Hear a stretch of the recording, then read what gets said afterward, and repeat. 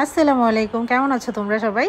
সবাইকে ওয়েলকাম জানাচ্ছি life of অনুমায়া থেকে। আমি মায়া একটা ছোট্ট ভিডিও নিয়ে চলে আসলাম। সেই দিন খুব ক্রেভিং হচ্ছিল জর্দা খাওয়ার জন্য, জানি না কেন হঠাৎ করে, একদম হঠাৎ করে। তাই সবার আগে আমি যেটা করলাম, এখানে ইনস্ট্যান্ট মাওয়া তৈরি করে নিলাম। এখানে গুঁড়ো দুধ নিয়ে নিলাম হাফ কাপ এবং ঘি দিয়ে দিলাম পরিমাণ মতো, দিয়ে আমি এটাকে মিশিয়ে একসাথে করে নিলাম। ব্যাস হয়ে গেল মাওয়া। আর এই দিকে আমি যেটা করলাম, এইখানে দেখতে পাচ্ছ গরম পানিতে আমি কিছুটা জর্দা রং, তেজপাতা, এলাচি এবং দারচিনি দিয়ে ফুটিয়ে নিয়েছি। দেন পোলাওর চাল ভিজিয়ে রেখেছিলাম, 2 পটের মতো নিয়েছি, এখানে 2 কাপ। ওটা আধা ঘন্টা ভিজিয়ে রেখেছি। এখন আমি গরম পানিতে পুরোটা ঢেলে দিলাম। দেখতে পাচ্ছ চালটাকে একটু আমি হাফ বয়েল করে নেব। এখানে চালটা খুব বেশি সিদ্ধও করা যাবে না, আবার একদম কাঁচাও রাখা যাবে না। এখানে দেখতে হবে চালটা সিদ্ধ হয়েছে কিনা, বুঝবে এমনভাবে যখন চালটাকে ধরে চাপ দিবে, দেখবে ভিতরে একটু শক্ত দানার মতো লাগছে, তখন বুঝতে হবে চালটা হয়ে গেছে। আর এখন আমি এই যে ভাতটাকে একটু পানি ঝরিয়ে নিব। এখানে দেখতে পাচ্ছ যে আমি একটা চালনিতে ছেঁকে নিচ্ছি, সম্পূর্ণ পানিটাকে আলাদা করে দিব। আর এই পর্যায়ে আমি চালটাকে ঝুড়িতে রেখে এখন কিছু বাদাম ঘিয়ে ভেজে নিব। তো এখানে আমি নিয়েছি কাঠবাদাম এবং কাজু বাদাম একসাথে করে কুচি করে কেটে ভেজে নিয়েছি। আর হাঁড়িতে দিয়ে দিলাম কিশমিশ এবং ঘি দিয়ে আমি এটাকে ভেজে নিব। যখন কিশমিশটা একটু সাদা হয়ে আসবে, তখন দিয়ে দিতে হবে পরিমাণ মতো পানি, অল্প পরিমাণে।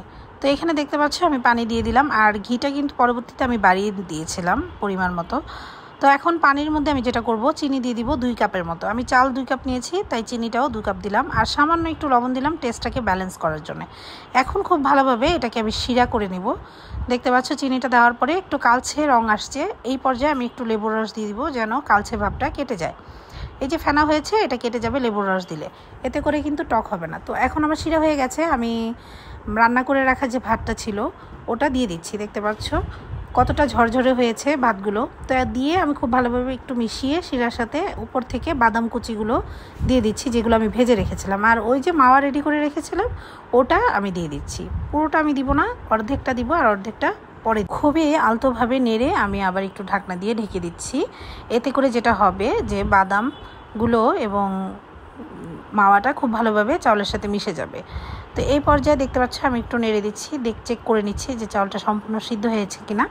তো চালটা কিন্তু সম্পূর্ণ সিদ্ধ হয়ে গেছে, আমি জাস্ট একটু উল্টি পাল্টিয়ে দিচ্ছি। আর এখন উপর থেকে আমি দিয়ে দিব 1 চা চামচের মতো কেওড়া জল ছিটিয়ে দিব, আর কিছুটা ঘি দিয়ে দিব। এতে করে এর ফ্লেভারটা কিন্তু খুবই ভালো আসবে, একটু শাহি শাহি ফ্লেভার আসবে। আর উপর থেকে আরও বেশ খানিকটা মাওয়া আমি ছিটিয়ে দিলাম, দিয়ে আমি এটাকে খুব ভালোভাবে একটু মিক্সড করে দিব। মাওয়া যদি খাওয়ার সময় মুখে লাগে তখন কিন্তু একটু অন্যরকম ফ্লেভার পাওয়া যায়, ভালো লাগে। তো ফাইনালি আমার জর্দাটা কিন্তু রান্না হয়ে গেছে। দেখতে পাচ্ছ আমি একটা ডিশে বেড়ে নিব। আর রান্না করার সময় আমি উপর থেকে দারচিনি, এলাচি, তেজপাতা যেগুলো দিয়েছিলাম সেগুলো সব ফেলে দিয়েছি। তো এখন আমি জর্দাটা বেড়ে নিয়েছি, আর উপর থেকে দিয়ে দিচ্ছি মাওয়া ছিটিয়ে একটু ডেকোরেশনের জন্যে। আর কাজু বাদাম, কাঠবাদাম কুচি করে রেখেছিলাম, ওগুলো আমি পেস্তা বাদামও আছে সাথে, ওগুলো মিশিয়ে আমি 3 রকমের বাদাম মিশিয়ে উপর থেকে দিয়ে দিচ্ছি। আবার মাওয়া দিয়ে দিচ্ছি, কয়েকটা লেয়ার আমি তৈরি করেছি এভাবে। আর জর্দার যে ইন্টারেস্টিং পার্ট সেটা এই ছোট ছোট মিষ্টিগুলো, এগুলো দিয়ে ডেকোরেশন করে নিচ্ছি। তো আজকের ভিডিওটা তোমাদের কাছে কেমন লাগলো কমেন্ট করে জানাবে, আর ভিডিওটি দেখার জন্য তোমাদেরকে অসংখ্য ধন্যবাদ। আচ্ছা, এবার তোমরা বলো তো জর্দাটা কেমন হয়েছে, কমেন্ট করে অবশ্যই জানাবে।